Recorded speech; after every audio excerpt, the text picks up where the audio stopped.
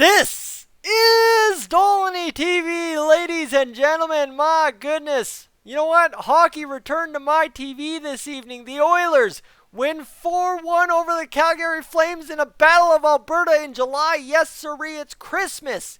In July, the Oilers are winning hockey games at Rogers Place in July. All right, great night all around to be had for us Edmonton Oilers fans, NHL fans. Delighted to have 3 games on the schedule as the return to play is officially underway. And my friends, it's underway with an Oilers victory in the bag. Now we just need 3 of those against Chicago to get into the true first round of the playoffs. Let me tell you, it started hot with Yamamoto. It ended hot with Connor McDavid.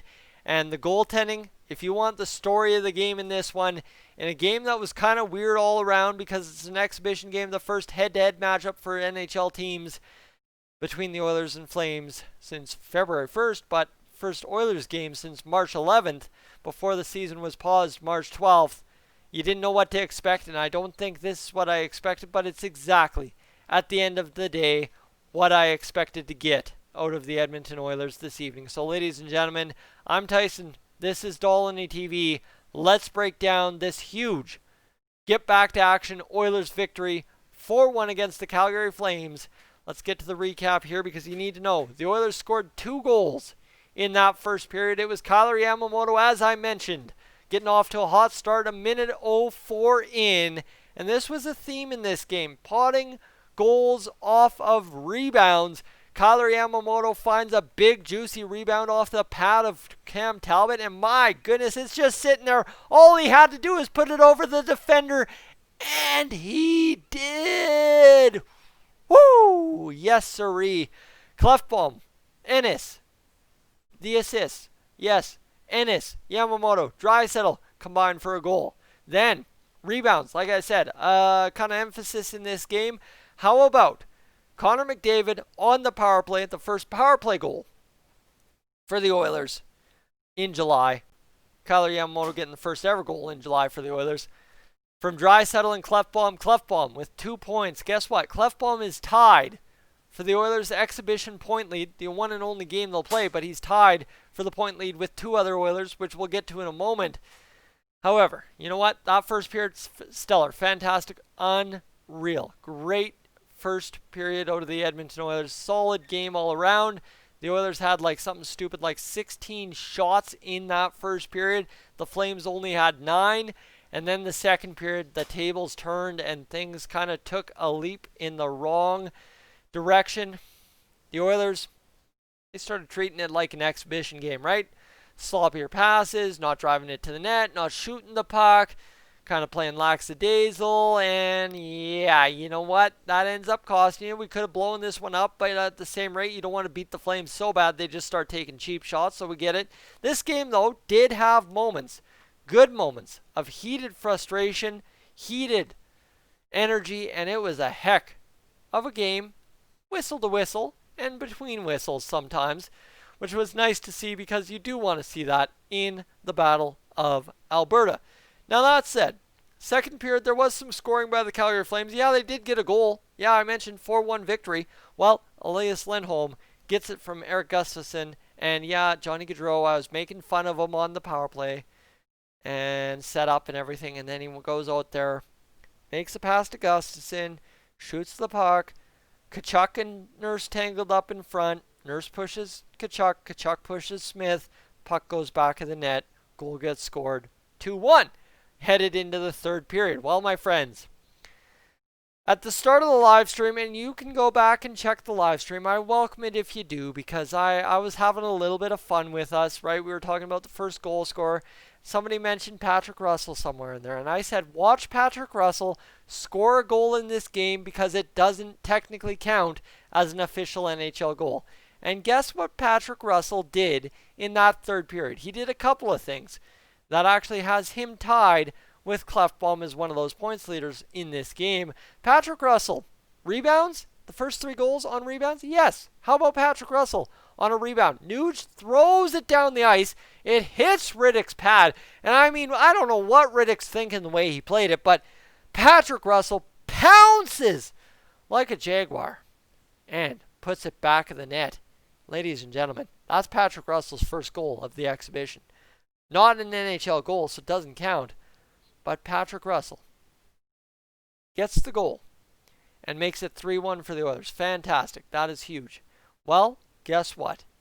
Nugent Hopkins and Benning get the assists. So, you can talk about that Draisaitl, Yamamoto, Ennis line. They all had points. McDavid, Nugent Hopkins, they both had points because Connor McDavid also gets his second goal of the night after a beautiful outlet tap pass by Patrick Russell to get it up, and Connor McDavid does what Connor McDavid didn't do all game because, yes, Mark Giordano was out there, so maybe lay off Connor McDavid a little bit because I thought about that late in the third period. Mark Giordano against the Oilers close to playoff time, never a recipe for success. So, you know what? Connor McDavid plays it safe. Connor McDavid's good. I think the most banged up Oiler is Josh Archibald, which is fine. You know what? Josh Archibald's a tough warrior-type player. And you know what? Connor McDavid gets his second goal of the game. This time, 5-hole on David Rittich. Slides it beautifully past him. And Patrick Russell gets that point to tie with Klefbom and McDavid for the points lead in the Oilers exhibition. Now what you need to know is the Oilers on the power play. If I can get the recap, it's not posted yet. The Oilers, where would I see? 1 for 3 on the power play. 12 penalty minutes per side because there was a couple offsetting minors. And 17 hits for the Oilers to the Flames 25. 12 blocks for the Oilers to the Flames 8. 37 to 30. The shots finish up. Giveaways 9-3 for the Edmonton Oilers. Face-off percentage, though, we were down as far as 45 to 55 at one point. We come back and take the slight edge. 51 to 49 in the face-off percentage. Now, my friends, this was, oh my goodness, this was Christmas in July. I did not say it was Christmas in July yesterday, not to have it be Christmas in July. And watching the Edmonton Oilers win a hockey game in the middle of late July, not even middle. I've made that mistake several times tonight. But the Oilers win a game in July, and you know what? It's against the Calgary Flames. What more can you ask for? We have been through a heck of a lot. And you know what? I've worked through all of COVID, so to sit here and enjoy on a Tuesday night something that resembles the old life prior to COVID, that felt great. I am tired. My eyes aren't working. My eyes aren't watering anymore. It's 30 degrees in the house, I'm sure, at this point. I've been wearing this Oilers jersey all game. You can check the stream. Never took it off once. I am dying. It is time to go home. It is time to get to bed. And it is time to get to work tomorrow morning for 8 o'clock. But ladies and gentlemen, what a fantastic night out of the Edmonton Oilers. And again, goaltending, kind of the story here. Let me get to that section for you. Mikko Koskinen, 17 for 17 in the shot-to-save ratio, a 1,000% save percentage in the fact that he had a shutout this evening through 29.41 seconds of ice time. And then Mike Smith, who played 30 minutes and 2 seconds of ice time, had 19 out of 20 for a 950 save percentage. The Oilers goalies, any doubt about them, wash it out. The Flames are a good team, right? We're not talking about the Buffalo Sabres here. We're talking about the Calgary Flames. And you know what? Honestly, a great match. The Oilers passed the test. And all the takeaways that we needed to take away, we can play the slow game. We can play the long game. We can score goals. We can still skate. We can still make saves. We can still play defense. The defense, a lot of guys unnoticeable, but at the end of the day, probably in an exhibition game, you don't want guys sticking out unnoticeably. And you know what? Yeah, McDavid stuck out like a sore thumb because he wasn't doing what he's doing. The line wasn't doing what they're supposed to, taking the puck to the net. But at the end of the day, wash this one away. Sunday, we'll be celebrating an Oilers Game 1 victory that took place Saturday at 1 p.m. against the Chicago Blackhawks. The stream is scheduled, okay? Hit that subscribe button. Hit the like button on this video. Let me know in the comments what you thought of that Oilers victory tonight because, ladies and gentlemen, the journey is officially underway. We skate for Colby, but this cup is for Colby. This cup is for Nuge. This cup is for the long-suffering Edmonton Oilers fan base. 30 odd years, no, 30 flat. Time to come to an end. Right here, right now, end of October. The journey underway. Ladies and gentlemen, I'm Tyson. This is Dolany TV. I am saying good night. Let's go Oilers!